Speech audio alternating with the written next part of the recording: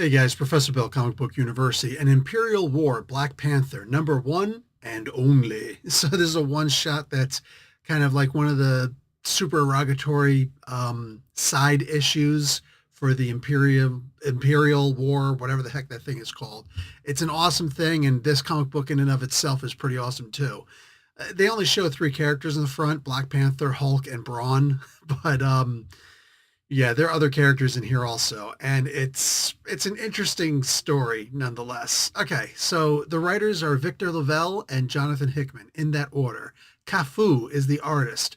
Color artist David Curiel. Cover art by Francisco Moratino and Raul Agluo, which are actually I think they've been doing the covers for all these things.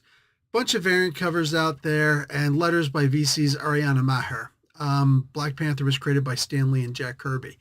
So, obviously, Black Panther is being accused, and Wakanda itself is being accused of putting out a hit and poisoning and killing.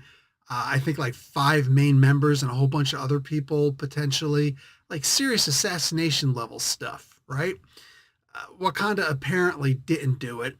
He's worried about his sister. She's completely disappeared from the radar because remember, she's aboard the Milano 2 and she's outside of the star system, like three different jumps to get to where she's going, along with Peter Quill, who's now the head of the Spartax Empire, and Nova, who's basically a version of Nova Prime at this point, just without the powers, only the memory. He's really worried about Shuri. He tries not to show it. He puts out a peace offering because Hulk is trying to kill him and he's running. He's not even trying to talk to Hulk. And it's funny because he talks about how this is one of the people who I highly respect, but he's about to try and kill me and I'm not interested in sitting around and dealing with it. I like that. I don't need to see Black Panther just, I can one shot World War Hulk, or Planet Hulk or whatever. Not interested in seeing stuff like that. I love the idea that he's actually running. And he's not being punked out. He knows what his abilities are, and he knows what the Hulk's abilities are. He still essentially gets in the face of Kalark, though, the Shi'ar Imperial Guard leader. Well, I can't remember his name. Anyway, Guardian. Guardian? It's something like that. Wow. Mohawk dude. And he's saying, I trust what you're saying. You're putting out this message. Hey, we're cool. Let's chill. Let's everybody calm down. It's funny the different politics of the different characters. Ronan is still planning on doing some rough stuff to Black Panther, but he's cool to his face, right? Interesting the way he's acting. The Skrulls are they are what they are. Always impressive to see stupid Skrulls running around. At one point, he calls them, Black Panther calls them zealots. That's actually funny considering the way his Hatut Zeri act with him, right? Almost all of his people. He goes off and he meets this kid whose father protected him with his own body and died in the process. And he talks about how he talks to himself about how he doesn't understand how important his father's death actually is, the repercussions it's going to have. That's interesting. Apparently, Chala doesn't know who this kid is. Huh. Okay. Well, now I'm wondering who this kid is.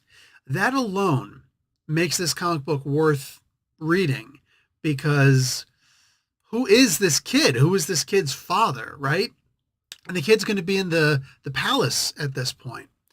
Anyway, he gets in Guardian's fate. Why can't I remember this stupid freaking guy's name? Kalark Mohawk. I don't remember how to spell Mohawk. Marvel. How do I not remember this stupid freaking guy's name? I'm so mad. Yeah, Kalark. Gladiator. Duh. Oh, Gladiator Hulk. How did I not remember that? Anyway, so that's basically what's happening here. He gets in his face and he's just like, or first he says, I trust what you say because your honor is known throughout the every part of the galaxy. And it's like, oh, wow, look at that. He knows how to talk to people. And he's like, my sister went, I saw that you captured my sister. You wouldn't happen to know where she is, would you? Is she on the ship? It's like, oh, I turned her over to the Empire of Spartax. And he's like, I'm going to repay you back for this. And he's like, okay, until then. And T'Challa's like, yeah, until then. Like, dude, you just put a blood vendetta against this guy? And then later on, he puts a blood vendetta against Ronan. That one I at least understand. It's a funny thing. It's like this was a war, and it's eye for an eye with this guy. There is no understanding of let's just have peace, let's just get along. In some ways, I'm disappointed in T'Challa, but at the same time, I'm happy I could be disappointed in T'Challa. Right? There's going to be a lot of people who are going to suggest, oh, well, he's supposed to, worry about his own people. Okay, I get that. But that's a pretty lowbrow, regular old everybody kind of leader, right? I always expect Black Panther to be better than everybody else. And better than everybody else is a forgiving your enemies type of thing. Let's be realistic, Not forgetting, but forgiving, understanding, being more caring. Listen, these are all my subjects who I'm in charge of, but everybody in the world is my brother in one way, shape, or form or another. I think that would be the best way to do that. That's kind of the way that Captain America would be, right? But no, Black Panther is kind of letting me down in this regard, and that's fine because it's giving him more character in that regard. He's showing flaws. I'm not mad at that. Not every character can be perfect, So cool, interesting. I'm good with this. Amadeus Cho seems to be the person who's going to wind up figuring out exactly what it is that's happening here, and that's actually a good thing. Braun hasn't really done much of anything in a really long time. And let's face it, he's not quite as Hulk as the actual Hulk is, or any of the other Hulks. He's like mini Hulk, Hulk-ish. Not even Hulk Light. He's Hulk Bud Light.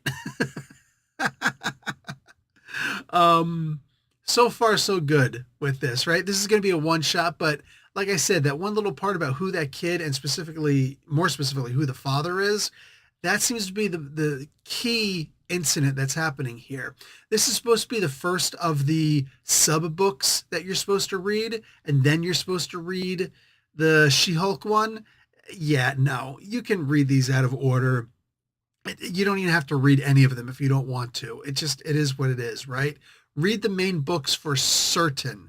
But I will say that so far, the two sub-story issues that they're putting out, the ancillary ones, they've both been pretty good so far, Go check out my review for the Imperial War She-Hulk comic book. There's actually a lot in there. Anyway, guys, that's going to be it for me. Like the video, watch an ad, and consider getting this comic book. Pretty enlightening. Talk to you guys later. Professor Bill, Comic Book University. Class dismissed.